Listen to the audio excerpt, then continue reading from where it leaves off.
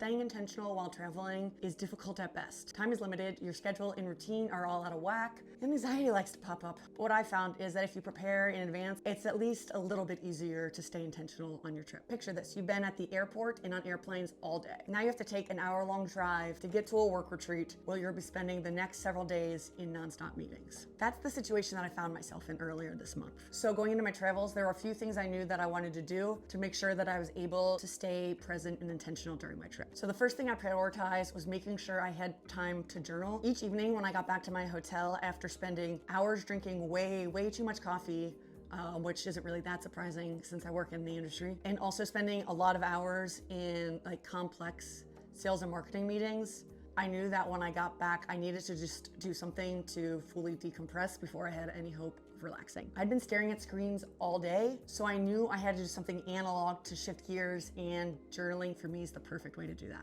Journaling not only checks the box of being a physical process of something you're actually doing, as opposed to just scrolling, but it's also just such a good way to process and organize your thoughts. And it just gives you the chance to have a more analytical review of what you were going through that day.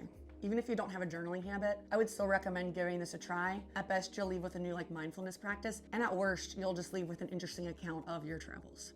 Looked like my hat was a little bit in my eyes there. My second tip is just to keep your standard routine as much as you possibly can. Obviously, staying in a hotel room, not my standard. So the other things that I did, I tried to align with just my normal nightly routine. Obviously, what that looks like is going to change from person to person. But for me, it's before bed, taking a shower, then brushing and flossing my teeth, and then doing my more pointed nightly reflection, which involves a line-a-day 5-year journal, a daily stoic journal, and Tolstoy's Calendar of Wisdom, which is just some reflections of each day. And all of those books are set up as daily reflections, which I personally appreciate because it really gives me the impetus to just actually do it. And right before I go to bed, I spend 20 to 30 minutes doing Anki Greek language review. And doing those things just for me is a great balancing and grounding practice for everything else that's different around me. My third tip, which is probably also my favorite tip, is just to do something nice for yourself every day while you're gone.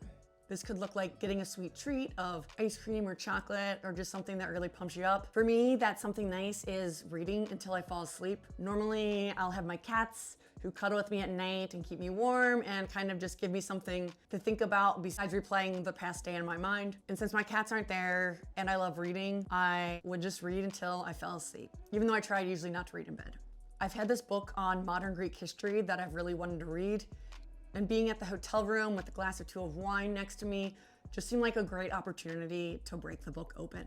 And my final suggestion is kind of a bookend for your trip, and it allows you to set expectations for the upcoming trip and also reflect back on them after. There are definitely different ways that you can do this. Personally, I love taking the time to journal on the plane because then it's set time on the way there and set time on the way back. And what else are you gonna do on a plane? Setting your intentions and expectations just is a great way, no matter what you're doing, of figuring out what you want to accomplish wherever you're going, whether that's on a really cool trip abroad or just going on your work trip where you know you're gonna have a lot of meetings and a lot to do. And writing these out ahead of time will just help you feel more accountable and prepared when you get there. And just remember to review and reflect on those expectations and intentions on your way home.